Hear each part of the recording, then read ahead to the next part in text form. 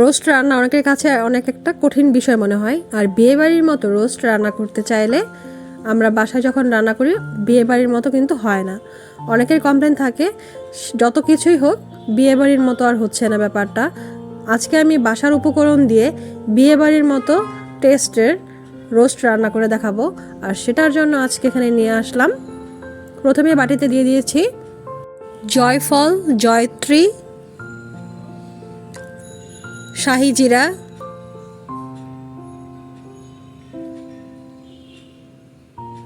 এলাচ,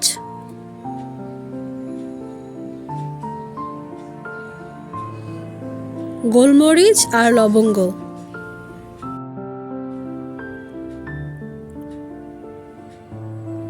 এখন দিয়ে দিব জিরা, আর জিরাটা হচ্ছে যে রেগুলার জিরা আমরা তরকারিতে খাই সেই জিরাটা, নর্মাল জিরাটা। এখন সব কিছু ভালোভাবে একদম লো হিটে ভেজে নিব, তারপর ব্লেন্ডারের সাহায্যে গুঁড়ো করে নিব। এই তো গুঁড়ো করা হয়ে গিয়েছে। এখন এটা আমি একটা কাচের কন্টেনার অথবা ডিব্বাতে ভরে রাখবো, আর কাচেরটাতে রাখলে কি হয়, এটা অনেক দিন পর্যন্ত সংরক্ষণ করা যায়।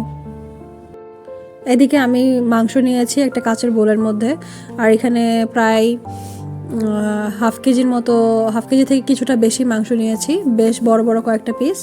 প্রথমে আমি এখানে 2 টেবিল চামচের মতো টক দই দিয়ে নিলাম, আর টক দই যেটা পানি ঝরানো। আর নিয়ে নিচ্ছি পেঁয়াজ বাটা, জিরে বাটা, বাদাম বাটা 2 টেবিল চামচের মতো,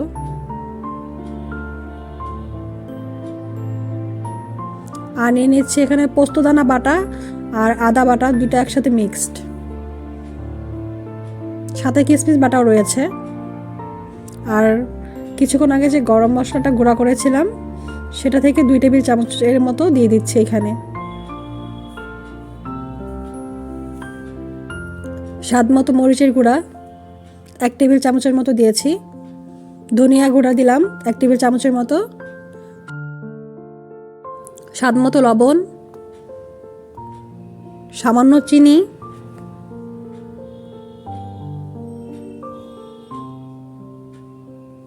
এখন সব কিছু হাতের সাহায্যে ভালোভাবে ম্যারিনেট করে নিব, আর এই কাজটা হাতের সাহায্যে করলেই ভালো। আর এটা রেস্টে রেখে দিব 45 মিনিটের মতো অথবা 30 মিনিটের মতো, অ্যাটলিস্ট হাফ অ্যান আওয়ার রাখতে হবে, তাহলে খুব ভালোভাবে ম্যারিনেট হবে।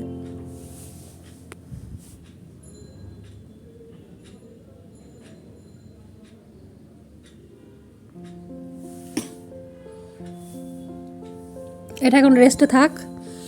তো সময় হয়ে গিয়েছে, এখন আমি পেঁয়াজ বেরেস্তা করে নেব প্রথমেই। সেজন্য এখানে 1 কাপের মতো তেল দিয়েছি, আর 1 কাপের মতো পেঁয়াজ কুচি দিয়ে দিয়েছি। আর এটা নেড়ে চেড়ে ব্রাউন কালার হলে তারপর এটা নামিয়ে নেব। আজ পেঁয়াজ বেরেস্তাটা কিন্তু রোস্টের মধ্যে অথেন্টিক টেস্টটা আনতে হলে অবশ্যই দিতে হবে। এখন আমি এখানে কিছু তেজপাতা আর দারচিনি দিয়ে দিচ্ছি ওই তেলে, এক্সট্রা কোনো তেল আর দিচ্ছি না। এখানে প্রায় অলমোস্ট 1 কাপের মতো তেল আছে, আর দিয়ে দিচ্ছি 2টা পেঁয়াজ কুচি।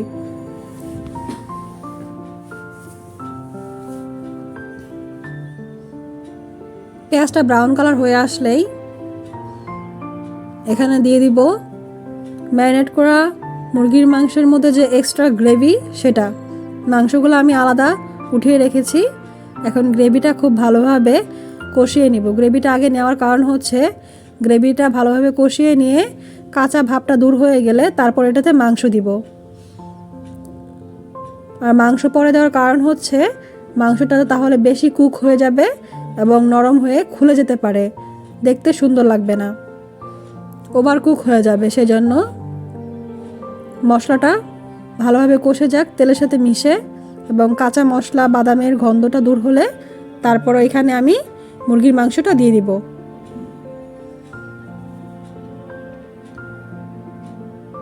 তেলটা উপরে ভেসে চলে আসছে, দেখতেই পাচ্ছেন। এই পর্যায়ে মাংসটা আমি দিয়ে দিব।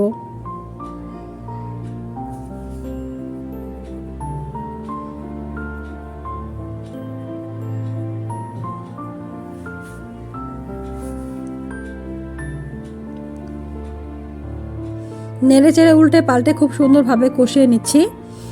আর এই কাজটা করতে হবে দুধের সাহায্যে, অল্প অল্প দুধ দিয়ে খুব ভালোভাবে কষিয়ে নিতে হবে।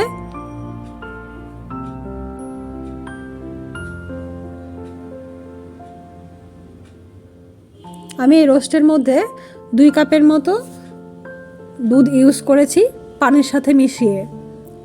1/2 কাপ পানি 1.5 কাপ দুধ ভালোভাবে মিশিয়ে এটার মধ্যে ইউজ করেছি। এখন ঢাকা দিয়ে দিব।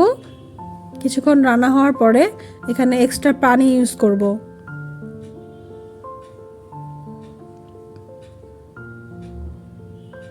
অলরেডি কিন্তু আমার বাসার মধ্যে বিয়েবাড়ির শাহী কোরমা একটা ফ্লেভার চলে আসছে। বাসার মধ্যে কিন্তু সেই রকম একটা গন্ধ বের হয়েছে, দারুণ স্মেল। বিয়েবাড়িতে যেরকম রোস্টের স্মেলটা হয় ঠিক সেরকম বাসায় তৈরি অল্প মশলা দিয়েও কিন্তু এরকম সুস্বাদু অথেন্টিক স্টাইলে রোস্ট তৈরি করা যায়। আজকে সেইটাই দেখাচ্ছি, আশা করি আপনাদের ভালো লাগবে। এর মধ্যে বলে রাখা ভালো, যারা আমার চ্যানেলে ফার্স্ট টাইম ভিডিও দেখছেন প্লিজ চ্যানেলটি ভালো লাগলে পাশে থাকার জন্য অবশ্যই চ্যানেলটি সাবস্ক্রাইব করে রাখবেন এবং বেল আইকনে ক্লিক করে রাখবেন, তাতে করে নতুন নতুন নোটিফিকেশন ভিডিও ছাড়া মাত্রই পেয়ে যাবেন। এখন আমি পানি দিয়ে দিলাম, এটা হচ্ছে লাস্ট পানি, এরপরে আর কোনো পানি দিব না। এটা জাস্ট গ্রেভিটা রাখার জন্য যতটুকু প্রয়োজন ততটুকু রান্না হয়ে গেলে রান্নাটা কমপ্লিট হবে।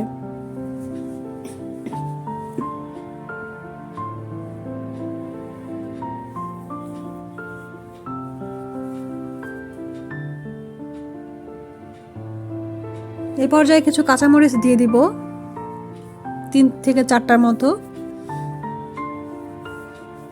আর দিয়ে দিব পেঁয়াজ বেরেস্তা। এখানে আমি 1/2 কাপের মতো পেঁয়াজ বেরেস্তা ইউজ করেছি। পেঁয়াজ বেরেস্তাটা কিন্তু একটা অন্যরকম ফ্লেভার দিবে, এখন কালারটাও চেঞ্জ হবে আর গ্রেভিটাও অনেকটা অন্যরকম হয়ে যাবে।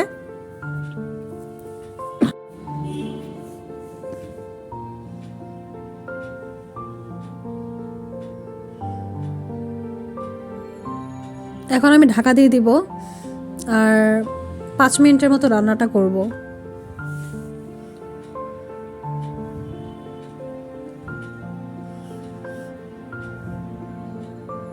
রান্নাটা কিন্তু এখন লো হিটে হচ্ছে, হাই হিটে করা যাবে না, তাহলে লেগে যাওয়ার পসিবিলিটি থাকবে। এখন আমি এখানে 1 টিস্পুন ছোট টিস্পুনের সাহায্যে 1 টিস্পুন এখানে আমি কেওড়া জল এবং 1 টিস্পুন গোলাপ জল ইউজ করব। আর এটা কিন্তু বিয়েবাড়ির রোস্টের অথবা শাহী কোরমার কিন্তু একটা রেসিপির অথেন্টিক টিপস, সেটা হচ্ছে এটা কিন্তু দিতেই হবে যদি আপনি পারফেক্ট টেস্টটা পেতে চান।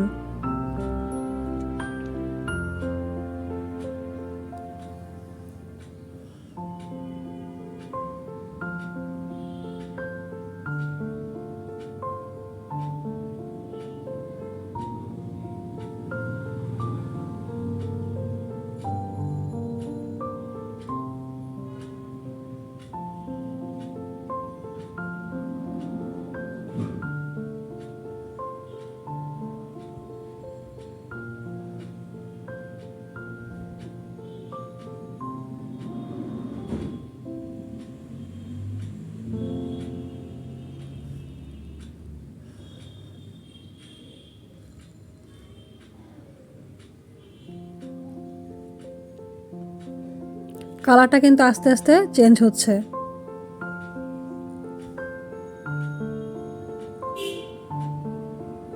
উপরে তেলটা ভেসে আসবে, ওই পর্যায়ে বুঝতে হবে যে রান্নাটা অনেকটা হয়ে আসছে।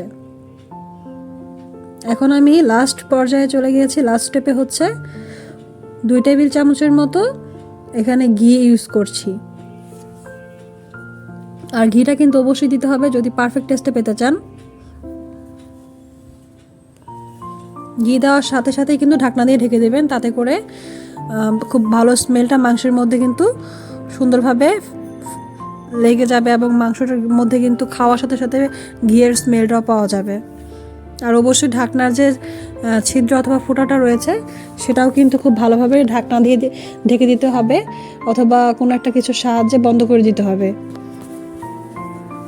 দেখতেই পাচ্ছেন এখন কালার এবং রোস্টের যে অরিজিনাল কালারটা হয় সেই কালারটা এসেছে, এবং স্মেল এবং টেস্টের ক্ষেত্রেও কিন্তু বিয়েবাড়ি থেকে কোনো অংশেই কম না। তো বাসায় ঝটপট যারা রান্না করতে চান এবং ইজিভাবে এক্সট্রা কোনো প্যারা নিতে চান না, তারা কিন্তু এই রেসিপি ফলো করে এভাবে রান্না করতে পারেন। আশা করি আপনাদের ভালো লেগেছে। সবাই ভালো থাকবেন। ধন্যবাদ। আসসালামু আলাইকুম।